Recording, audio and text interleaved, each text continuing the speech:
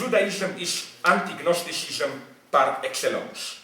And it is from here that one should approach the key Levinasian notion of encountering the other's face as the epiphany, as the event that precedes truth itself. Again, a quote from his Totality and Infinity.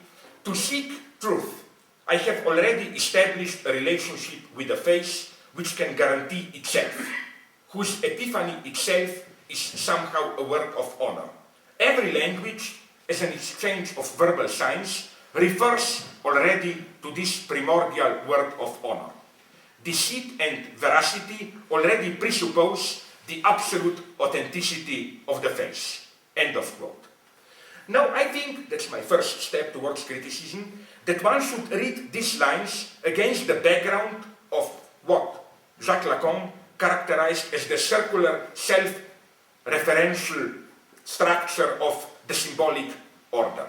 You know how ultimately in language science points to other science, it's kind of an abyss of self-referentiality.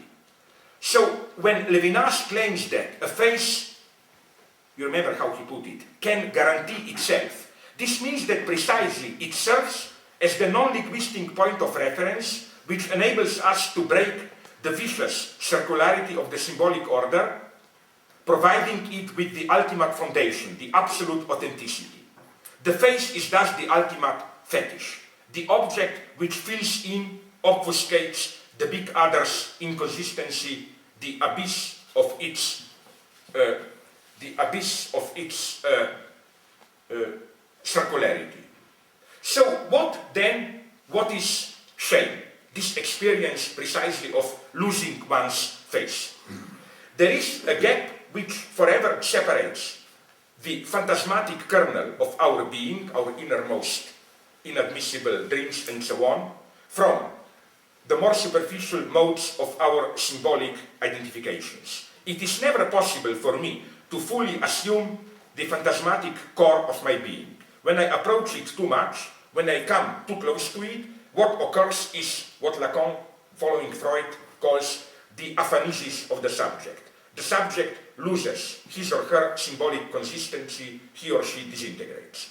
And perhaps the forced actualization in social reality of the phantasmatic kernel of my being is the worst, most humiliating kind of violence, a violence which undermines the very basis of my identity. Now we can clearly see how far psychoanalysis is from any defense of the dignity of the human face. Is the psychoanalytic treatment not the experience of rendering public to the analyst one's most intimate fantasies, and thus the experience of losing one's face in, I claim, precisely the most radical Levinasian sense of the term? This is already the lesson of the very material dispositive of a psychoanalytic treatment. No face-to-face between the analysant, patient, and the analyst, but the subject lying and the analyst sitting behind him, both staring in the same void in front of them. There is no intersubjectivity here, only the two without face-to-face. How then do, for Levinas, courts, judgments, institutions, and so on enter the scene? As we all know, Levinas's answer is by way of the presence of the third. When face-to-face with the other, I am infinitely responsible to him. This is, for Levinas, as it were, the original ethical constellation. However, there is always a third one, and from that moment, new questions arise. How does my neighbor whom I face relate to this third? Is he the third's friend, or his foe, or even his victim? Who of the two is my true neighbor in the first place? All this, as Levinas puts it, compels me to compare the infinities that cannot be compared, to limit the absolute priority of the other, to start to calculate the incalculable. However, what is important for Levinas is that this kind of legal relationship, necessary as it is, remains grounded in the primordial ethical relationship to the other, as the other's face. The responsibility for the other, the subject, as the response to the infinite call embodied in the other's face, which is ultimately and simultaneously helpless, vulnerable, and issuing an unconditional injunction, this responsibility is for Levinas asymmetrical and non-reciprocal. I am responsible for the other without having any right to claim that the other should display the same responsibility for me. Levinas liked to quote Dostoevsky here. We are all responsible for everything and guilty in front of everyone, but I am dead more than all others. End of quote. This ethical asymmetry between me and the other, addressing me with the infinite call, is the primordial fact. And I should never lose my grounding in this irreducibly first-person relationship to the other. Along these lines, in his Ethics and Infinity, Levinas emphasizes how what appears as the most natural should become for us the most questionable. For example, this is, I think, his implicit criticism of Spinoza, the notion, of course, Spinoza's notion, that every entity naturally strives in its conatus, as Spinoza put it, towards its perseverance and its immanent powers. Levinas counters this with a question. Do I have the right to be? Is it not that by insisting in being, I deprive others of their place? I ultimately kill them. What one should fully acknowledge is that this stance of Levinas is radically anti-biopolitical.